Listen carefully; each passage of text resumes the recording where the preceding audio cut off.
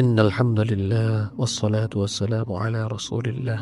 সুপ্রিয় সুধী, আজকে শবে বরাত সম্পর্কে কোরআন এবং হাদিসের আলোকে কিঞ্চিত আলোচনা করব ইনশাআল্লাহ।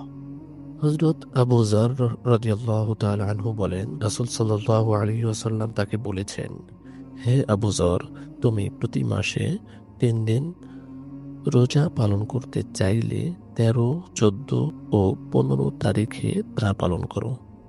তিরমিজি শরীফের হাদিস 761। অধ্যায় সওম, পরিচ্ছেদ প্রতি মাসে 3 দিন রোজা পালন করা। শাবান মাসের আইয়ামে বীজে অর্থাৎ 13, 14, 15 তারিখ রোজা রাখাও সুন্নত। 15 তারিখ আইয়ামে বীজের অন্তর্ভুক্ত হওয়ার কারণে 15 তারিখ রোজা রাখাও সুন্নত। বাকি থাকলেও একটি বর্ণনায় বিশেষভাবে ও পৃথকভাবে 15 শাবান রোজা রাখার কথা বর্ণিত হয়েছে। দ্রষ্টব্য সুনানে ইবনে মাজাহ, বর্ণনা 1384, কিন্তু বর্ণনাটি শাস্ত্রীয় বিচারে দুর্বল।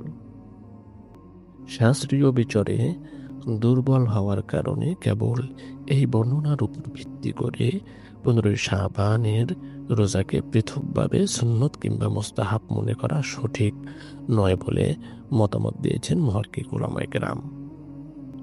তবে যেমনটি পূর্বে বলা হলো, 15 তারিখ আইয়ামে বীজের অন্তর্ভুক্ত। এই হিসাবে এই দিনের রোজাকে 13 ও 14 তারিখের রোজা সহ নিঃসন্দেহে সুন্নত মনে করা যাবে। মোট কথা, সর্ব অবস্থায় শাবান মাসের 15 তারিখে রোজা রাখা যাবে।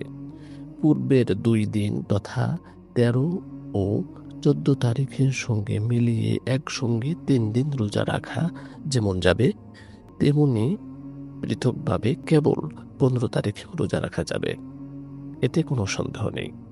তবে 3 দিন রাখাই উত্তম। এমনিভাবে 15 তারিখ আইয়ামে বীজের একটি দিন হিসাবে 15 তারিখের রোজাকে সুন্নত মনে করা যাবে, কিন্তু পৃথকভাবে শাবান মাসের 15 তারিখ বিশেষ একটি দিন, সে হিসাবে পৃথকভাবে এ দিনে রোজা রাখা সুন্নত এমন ধারণা করা যাবে না। সারা বছরেও যদি কেউ নফল সিয়াম পালন না করে, শুধু 15 শাবান নফল সিয়াম পালন করে, তারপরেও এটাকে বাতিল বলার অধিকার কেউ রাখে না।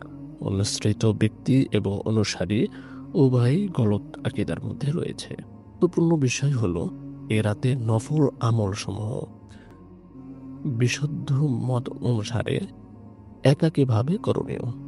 আমরা চেষ্টা করব এ রাতের যত নফল ইবাদাত আছে, যত নফল আমাল আছে, এসব একাকী ঘরে করার চেষ্টা করব।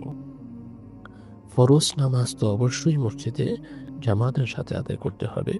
এরপরে যতটুকু নফল পড়ার তা নিজ নিজ ঘরে একাকী পড়বে। এসব নফল আমলের জন্য দলে দলে মসজিদে এসে সমবেত হওয়ার কোনো প্রমাণ হাদিস শরীফেও নেই এবং সাহাবায়ে কেরামের যুগেও এর কোনো রেওয়াজ ছিল না। তবে কোনো আহ্বায়ক বা ঘোষণা ছাড়া এমনিতেই কিছু লোক মসজিদে এসে যায়, তাহলে প্রত্যেকে নিজ নিজ আমলে মাশগুল থাকবে, একে অন্যের আমলে ব্যাঘাত সৃষ্টি করবে না। সবাই নিজ নিজ আমল করবে, যাতে করে অন্যের আমলে কষ্ট না হয়। কোনো কোনো জায়গায় এই রেওয়াজ আছে যে এ রাতে মাগরিব বা ইশার পর থেকে ওয়াজ নসিহাত আরম্ভ হয়। আবার কোথায়ও ওয়াজের পর মিলাদ মাহফিল অনুষ্ঠিত হয়। কোথায়ও তো সারা রাত খতমে সবিনা হতে থাকে, কোরআনের তেলাওয়াত হতে থাকে এবং মাইক দিয়ে কোরআনের তেলাওয়াত হতে থাকে। এই রাতে মাইক ছেড়ে দিয়ে বক্তৃতা, ওয়াজের আয়োজন করা ঠিক নয়। এতে ইবাদতে আগ্রহী মানুষের পক্ষে ঘরে বসে একাকী ইবাদত করার যে একাগ্রতা, সেটা নষ্ট হয়ে যায়, সেটা আর সম্ভব হয়ে ওঠে না।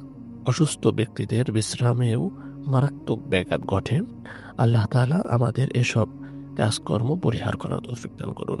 এছাড়া এ রাতে বেশ কিছু আপত্তিকর কর্মকাণ্ড দেখা যায়, যেমন মসজিদ, ঘরবাড়ি বা দোকানপাটে আলোকসজ্জা করা হয়, মরিচ বাতি লাগানো হয়, ফটকা ফুটানো হয়, আতশবাজি, কবরস্থান ও মাজারে ভিড় করা, কবরস্থান ও মাজারে আলোকসজ্জা করা হয়, মহিলাদের বিনা প্রয়োজনে ঘরের বাইরে যাওয়া, বিশেষত বেপরদা হয়ে দোকানপাট, মাজার ইত্যাদিতে ভিড় করা, তরুণ ও যুবক ছেলেদের সারা রাত শহরে অলিতে গলিতে ঘুরে বেড়ানো, হই হুল্লোড় করা।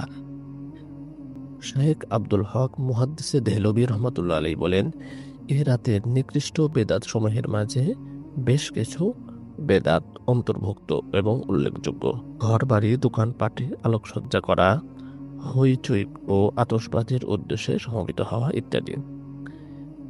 এগুলো সম্পূর্ণ ভিত্তিহীন এবং এগুলোর পক্ষে কোনো জাল জায়তও পাওয়া যায় না। সম্ভবত হিন্দুদের দেওয়ালি প্রথা থেকে তা গ্রহণ করা হয়েছে, যা মুসলমানদের জন্য গ্রহণ করা মারাত্মক ধরনের অন্যায়। কারণ আল্লাহ রাসূল সাল্লাল্লাহু আলাইহি ওয়াসাল্লাম এক হাদিসের ভিতরে বলেছেন, মান তাশাব্বাহা বিকওমিন ফাহুয়া মিনহুম। তোমরা যে জাতির সাদৃশ্যতা গ্রহণ করবে, যে জাতির কালচার গ্রহণ করবে, তোমরা তাদেরই অন্তর্ভুক্ত হয়ে যাবে।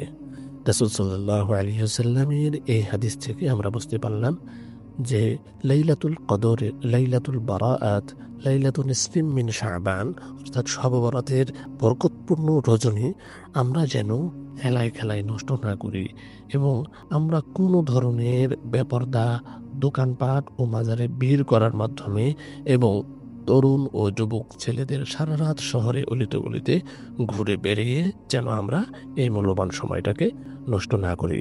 আল্লাহ তাআলা আমাদেরকে তৌফিক